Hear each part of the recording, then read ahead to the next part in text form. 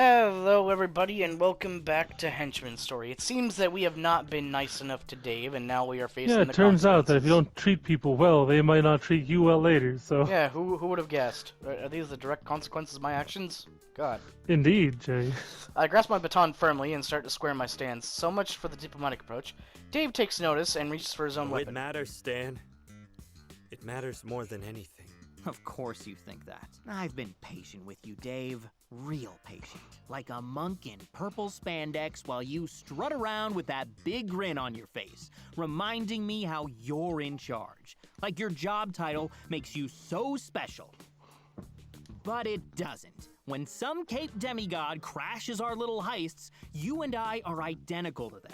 Whatever rank Bedlam may plaster on your ID, you're not above me. Not really. So when I say that I'm leaving, I don't think you can actually stop me. I pull out my baton, snap it open with a flick, and press a button on its hilt. Sparks dance around its shock coils in response. But you're free to try. Dave's eyes narrow, and his grip tightens on the hilt of his own baton. How dare you? You will refer to him as Lord Bedlam, Henchman 065. Oh, that's what he's upset about. Just like during Wednesday's operation, Dave acts without hesitation or thought. His baton has barely escaped his holster, and the words have already left his lips, yet he's already charging forward. But I knew that would happen, so he swipes at me with his baton. I'm ready to block. Even with two hands, I stumble back. Damn, I forgot how strong he was. I mean, he's no dynamo, but for a normal guy, Dave's got some real muscle. But he's mad, and even thinking clearly, he's not exactly a master tactician. If I can bait him in and wait for something particularly sloppy, maybe I can catch him with a counterattack. Just surrender to the will of Lord Bedlam 065, and I'll only have your pay docked for a month. Don't make it worse for yourself. Worse how? Would I have to spend even more time listening to stories about great-grandpappy Dean Dave Duke or the rest of your dumbass family? It's great-grandpappy Dean Dave Dwaynesenberg, and he was a saint! Now totally blinded with righteous fury for Lord Bedlam and his endlessly bizarre family tree, Dave presses the attack, springing wildly. I backpedal, parrying and blocking as best as I can, but one particularly vicious swing slips past and clips my side. It's a glancing shot, but it leaves Dave emboldened. With a triumphant cry, he lunges forward in a wild charge. For Lord Bedlam! Now's my chance. I don't have the opportunity to win a whole lot of fights, but with everything that's happened recently, I think I picked up a move or two that might do the trick. Oh my god. Lift with your legs! I have to. I'll rewind it, but I have to. Yeah, no, just the thing. He probably won't grasp the irony in this, even if it was his own idea, but that's okay. I will. As Dave lunges forward, I drop down into a low crouch and step towards him. I feel his baton whiz past me overhead, and the sound dismay as he tries to slam on the brakes. But it's too late. By then, I'm already in position beneath his torso, legs coiled. With all my strength, I push upward, driving my shoulder into his chest and gripping his belt. Was this as the I right pivot option? around. Dave's maybe. Dave's momentum, combined with the lift from my legs, takes him off his feet. He's sent tumbling over my shoulder until his back slams on the ground, knocking the wind out of him. It's hardly a perfect judo toss, but the principle is the same. As Dave gasps for breath, I jab my baton down sharply into his kidney and give him a little shock to put him down for the count. Ow! Wow, that was actually the right move! That was the right move! I mean, to be fair, the other ones did not work, ever, when we used them. I take a moment to get my pulse under control, but I can't help but smirk a little. Don't forget to put that ass-kicking on your report, buddy. I must feel bad, but he really didn't leave me many options. I need to catch up with Nova, or we could both be dead. Scorpion could find either of us any minute, and I don't think that little stunt is going to work on someone like her. No! But no time to dwell on it. I need to get moving. So after she's taking... able to think so quickly. She's like the fucking taskmaster. Yeah. Taskmaster. The taxmaster. I said taskmaster, but yeah. Puny heroes fear the might of the IRS. Trophy. Shock stick diplomacy. I found myself moving on autopilot, winding my way through the fortress halls without stopping to consider my location. That's a big advantage I have over Nova, even if her pace is probably faster. So while it's tempting to push myself in an effort to keep up, a steady jog is probably my best bet. I just have to hope that's enough.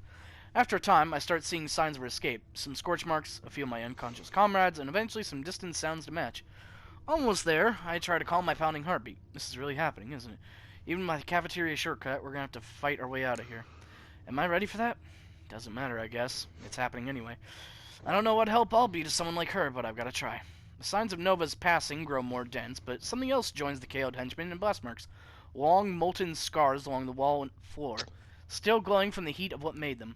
I know what that means, but I'm still not ready for the sight that awaits me as around the corner, as I skid to a stop. Madam Scorpion looms over shining Nova, sword leveled and eyes gleaming in its flickering red light. Nova's mask flutters in the air between them, sliced cleanly in half and leaving her defiant glare unobscured. There it is. That's the look I was hoping for. Such a selfish girl, hiding that behind flimsy masks and gaudy helmets. I could feel it last night, you know, even as you so futilely tried to subdue it. But resolve like that, it has a heat to it that can't be contained. I can't wait to watch it flicker and die. Okay, chill out. Oh, This I is can't her wait to thing, blast that Jerry. smug little smirk clean off your face. So I guess that makes us even. Are we gonna have an opportunity to, like, betray her now? Oh my god. I wouldn't say that. Probably. Whether or not you're adorned in your full armored But ensemble. either way, hardly even. we'd have to deal with Dave Yeah, we're pretty much in for a penny, in for a pound here. at this point. While Scorpion's eyes don't appear to leave Nova, I see a flicker of recognition and her smirk grows ever so slightly. Stanley, there you are. Such perfect timing. It does make me wonder, what has you wandering the halls at this early hour? You don't strike me as one who rises with the sun. Oh, you know, maybe the alarm over the entire base. Why? Have we caught you in the midst of a morning tryst? With whom, I wonder? Well, Oh, don't be so bashful. You must share the details, I insist. But first, be a dear and restrain this impostor. It would be fitting, I think, Shit. for you, of all people, to be the one to capture Shining Nova. Yeah, she knows. He's not going to do that. He isn't. That's right. He's not just some puppet for you to command. Stan's his own person. Why with would his you own give away choices, the and he's even chosen to slight reject chance you. of the element of He's coming with surprise? me. Why? Why did you have to say that? From now on, he doesn't have to be henchman number 065. He can just be Stan. And whoever that might be is up to him. Oh, I was under the impression I would be working with you. Nope. Okay, cool. Why did I do this? Well, yes. So it is. Don't you see what she's doing? All Kate has done is lie to you. And this time is You have no a point. different. Lies and manipulation. Stanley, listen to me. I've been very impressed with you, you know. You have potential. But when opportunity exposes its throat to you, you must learn to drive a dagger through it. You are not playing a rogue ever again. Do not concern yourself with the fate I of will this force you to play a charlatan or cleric. anyone else. Our ambition is what matters. That's the game of power. And make no mistake, it is zero-sum. Regardless of what these self-proclaimed heroes may tell you, for us to win, others must lose. Starting with her. Show me you understand that, and we can realize our ambitions together. Yeah, see, the thing is, I am like 90% sure you'll kill me just for fun, and I like Kate way Go more. on, Stanley. I mean, your Do it. voice does things, but Stan. Kate is nice. This is it. Whatever I do next, I have a feeling there'll be no going back. Do nothing. Do ne- I mean, yeah, we're doing... I won't! Hiya! I don't wait for a response before either woman has a chance to react. I charge forward, weapon in hand, right at Madam Scorpion. I can see the shock on her face as she finally turns towards me. Hard to blame her. I'm kind of surprised at myself right now. If I'm being honest, it's like instinct and emotion took the wheel as soon as I made my decision. I guess you could Jesus call this taking the wheel. I guess you could call this a case of fight or flight, and for once I've decided to fight. To really, sincerely fight. I was never in doubt which of those Scorpion would choose. As I draw closer, her shock turns to anger, and her sword moves to block my baton. The shift is so fast that it leaves me feeling like I'm stuck in the mud. But while my reflexes are too slow for a supervillain, there's someone else who's a lot faster. Again, I'm too slow. I barely manage to put on the brakes, and before Scorpion drops into a crouch... Oh. Yeah, hoping to avoid whatever Nova was planning. For a moment, it looks like Nova's concern for my safety is backfired. That is until Madame Scorpion sees the metal sphere that she has practically fallen on top of. It beeps ominously as it rolls to a stop. Oh, Hooray! shit. Ow! Flashbang. I try to cover my eyes and turn away from the blast that follows, but it still leaves my ears ringing and my vision spotty. Through the haze, I feel someone grip my arm. Come on, move! Huh. I don't argue and my legs comply with it. I could have sworn her eyes were a different color, but maybe that was just the lighting. Also, does it look like they don't have pupils? It does. Huh. By the time my vision's clear, we're racing down another hallway and Madame Scorpion is out of sight. For now, anyway. Nova is still leading the way and starts to make a right turn, yet even with the added confusion and explosive, I recognize the hallway and resist, tugging the other direction. Left. Cafeteria's this way. There's a hint of hesitation in Nova's eyes, but it quickly disappears. With a quick nod, she follows me to the left. Sure about this cafeteria thing? Yes. Positive. Faster, and there's a chance Scorpion doesn't guess we're headed there. Best bet. Honestly, I find it a lot crazier that you just rabbit seasoned a superpowered assassin. Yeah. It works more often than you think. Ask me about Dr. Calamity later. But, like, later. Yeah. Right. Breathing time. Very important. Our chatter stops, leaving only a chorus of alarms, pounding footsteps, and increasingly haggard breaths. My heart and my legs are competing over which of them can protest more painfully, but I can't afford to listen. We're nearly there. Halt, you traitors! Halt in the name of Lord Bedlam! I do hope we get to, like, knock his helmet off. Yes, tremble, you treasonous swine! Tremble before the sight of your doom! For I, Lord Bedlam, do not suffer fools, treachery, or long delivery times on Lairdash! Is that DoorDash for supervillains? Yes. And like a soggy bag of Probably. Yes, it is. I shall toss your double-crossing behind straight into the trash and see you branded with the one-star review of righteousness. Now behold the glory of Lord. Bam! Ah, Yep. my glory. Ah, my glory! As I sidestep Lord Bedlam's twitching form, I can't help Did but you wince. have to blast him in the crotch? Oh, fuck, dude. Oh. Through the helmet. You seem kind of underhanded for a superhero. Breathing, Stan. Right. Yeah, aren't you, like, international class superhero? We burst through the cafeteria doors, and Nova hesitates again. Shot her brighter than glory. I continue onward, waving her towards the far side of the room. She nods and resumes her pace, vaulting the counter while I run around it. Only when we're through the kitchen doors do I slow down. Luckily, it seems like the alarms have emptied the whole cafeteria. We're alone. Okay. Oh, it's gonna be Yeah, one him. more obstacle, Jay. Chef Exit to a Antoine. loading dock. Whew. Oh god. Can you lung collapse from breathing too hard? Holy Probably. shit. Loading dock? Right, for food deliveries. Good thinking. Gingerly, we weave our way past appliances and countertops until we're at the back of the kitchen. There are, in fact, several doors. One to a bathroom, one to a meat locker, and a third that looks That's it? promising. I nod and she opens the door, revealing what looks like an empty concrete box, but one with thin beams of sunlight poking in through cracks in the large metal doors on the opposite Gate'll wall. be locked, but there's a one-way hatch next to it. No keypad or anything, so no one will even know we used it. So that's where the emergency exit is. I think there had to be at least one way out without an electronic lock. That's just secret bunker architecture 101. Hey, how come this wasn't part of the tour? That seems like a serious safety oversight. Because nobody fucking knows it and Antoine doesn't allow anybody in here. You just took my boss out with a laser to the nuts, and this is where you question our competence. Yeah! When you phrase it my like glory! that. All right, we'll save it for the debrief. Come on, let's get that thing open before someone wanders in here. Like Chef Antoine coming out of the bathroom. So that was a flushing sound. Shining Nova and I enter the loading dock, letting the door close behind us. In the interest of covering our tracks, we leave the lights off, letting the blue glow of Nova's weapons illuminate our path forward. Once we reach the door, I wince at the sound it makes as I unlatch it, fully expecting to see the ominous red glow of Madame Scorpion's sword out of the corner of my eye with every creak and groan. But our luck holds, and the only light that enters the room is the blinding white sunshine that pours in once the door at last swings open. Nova exits first, and I stumble through afterwards, shielding my eyes from the sun. I'm still squinting as I swing the door closed behind us, leaving only a moss-covered slab of metal with no latch or handle. Another minute or two passes before my eyes fully adjust, until now, following Nova's feet as she picks her way through the woods. So I take a moment to finally raise my gaze and give our surroundings a proper look.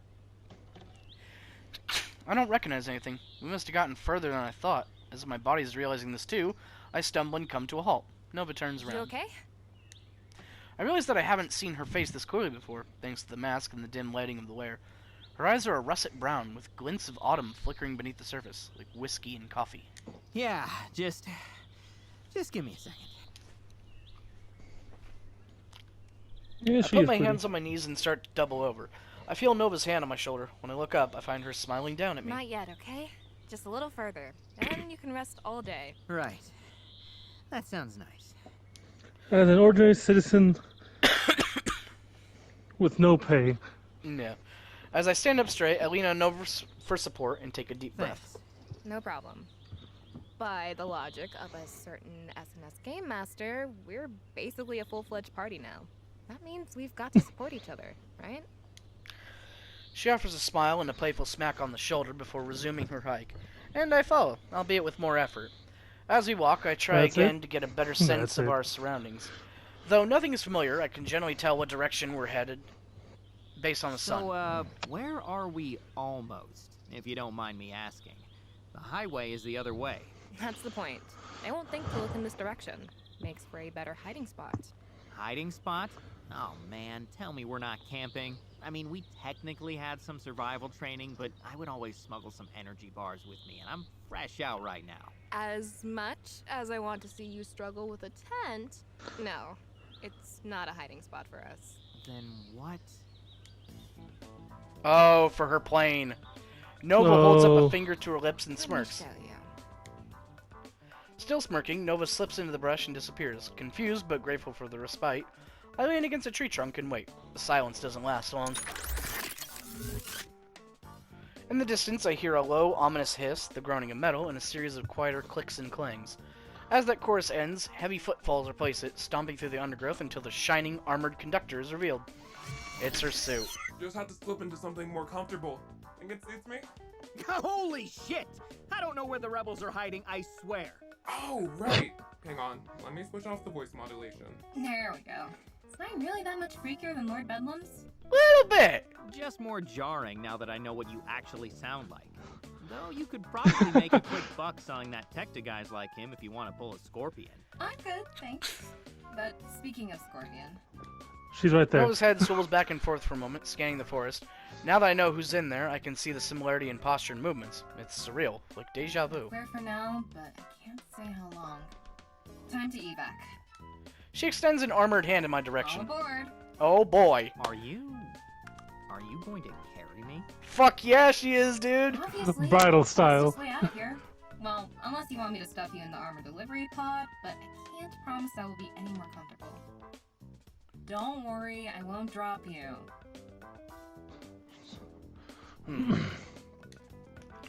I'll take the pod. Trying to grab my butt. Yeah, you know what? Wait, do you wanna... It's just an elaborate excuse to grab my butt. I'm surprised, Nova. I thought a superhero would be above such base temptations. How exactly do you think I'm going to carry you? Like, physically? By the ass, obviously. What, just like one cheek in each hand as I hold you over my head or something? I don't think that would work too well. No, like while me we're flying pressed up through against you, you holding my ass as you carry me. Whatever you say, but admit it. You're tempted. A breathing mask smacks me in the face, cutting me off before I can blather on any further. Just put on the mask, dork.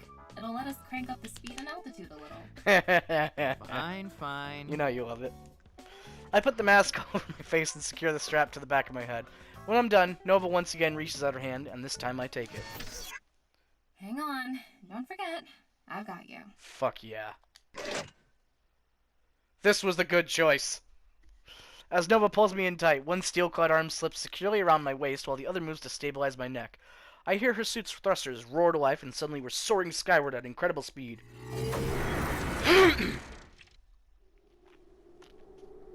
The The cold metal embrace is hardly cozy, but it's certainly secure. I think her joints have literally locked me in place. I'm in no danger of falling down to whatever we're flying over. Yeah, definitely not much of a view either, but I guess that's what I expect from Nova. She's more interested in making sure I'm protected than showing off. Shush. This is pretty much the end here, so. This is the person who is struggling to even pretend to be an evil in an SNS game, after all. Yeah. How the hell did I end up caught in orbit of something like this? I feel like I've crossed some invisible boundary. Like I was supposed to live my life in one neat little box, and now I've left it. I can't even begin to guess where my destination lies, and not just the physical one that I'll end up when we landed. That hasn't been the case for a long time. That, as much as the wind racing through my hair and the roar of the thrusters, has my heart racing. Issue 7! Wait. Okay. Trophy unlocked. Make a wager. Okay, well, I guess we're not done then, so, This might be the last issue. yeah, so, thank you for watching, and we'll see you later. Adios.